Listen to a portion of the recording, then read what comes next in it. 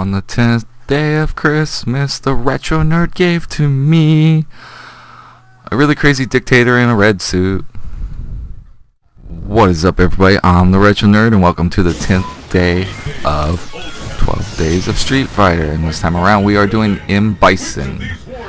So, here's some facts for you guys about Bison. Bison's actually called Vega in Japan. M.Bison was actually the name for Balrog, and Balrog was actually Vega. So it went Vega is Bison, Balrog is Vega, and M.Bison is Balrog, because originally the name was supposed to be Mike Bison, and it was supposed to be like a pun towards Mike Tyson.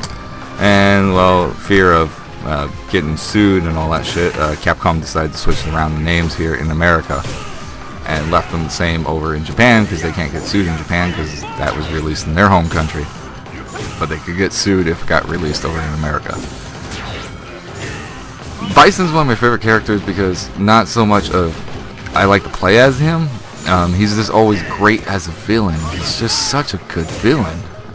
Having crazy dark magic powers called psycho powers, always being this dictator, and always having these badass dudes surround him, and just his plot to destroy the world or use Ryu to harness his energy, and then he tried to do it with Akuma and all that shit. It just pretty much is how he just wants to try to take over the world all the time. Pretty much makes him a great villain. And he was always the he was always the challenge towards the end of Street Fighter 2. You're like, alright, I got the Bison, and fuck. He was always a pain in the ass to fight. He always fucking either did the slide, or he did the fucking jump attack where he like jumped on your head and shit like that, and you're just like, fucking knock it off already, Bison. God. Yeah, I'm not good with Bison whatsoever. His combinations for his moves are pretty difficult for me to pull off, and they're really hard to understand on the command list. When I like pause the game and try to look at it, I'm like, what am I supposed to do?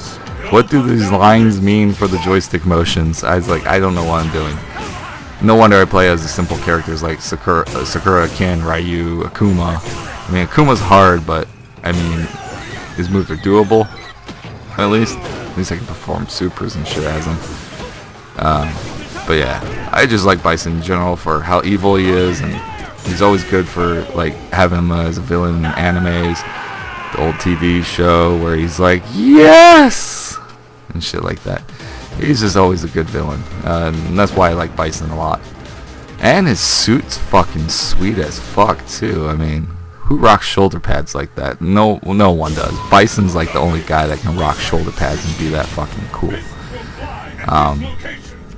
But yeah, pretty much that's the main reasons why I like Bison is just because he's such a good villain all the time. And you know, they like to switch him out between games too. He's not always the villain in games like Street Fighter 3. He wasn't even in there, and it was Gil. And for Street Fighter 4, he's in there, but he's like not the main villain, since it's Seth is like the main villain. And Seth just being a clone of Bison. He's one of the clones that went AWOL and all that shit. So yeah, that's about it for Bison. That's all I got pretty much for Bison. But you know, at least you know he's not a villain that people get tired of. He's really good in the Marvel vs. Capcom series. If I was playing him in that, man, I'd be performing supers left and right as him, because Marvel vs. Capcom is a really easy game to do supers and finishers and all that shit. So, but anyways, guys, I'm the Retro Nerd, and this is day 10, and we were doing M.Bison or Mike Bison. Now he's just M.Bison, Bison or Vega, whichever one you want to call him. But yeah. Anyways, guys, I'm the Retro Nerd, and Retro Nerd out, as always.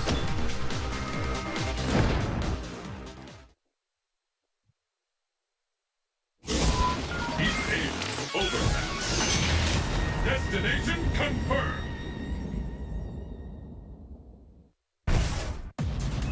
Let's get started. Fight!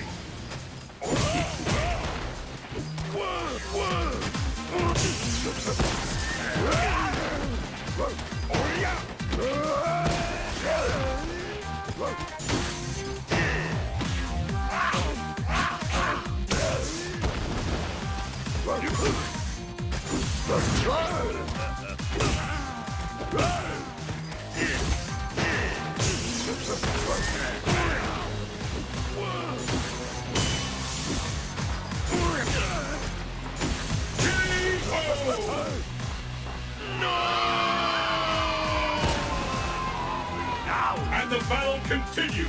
Fight!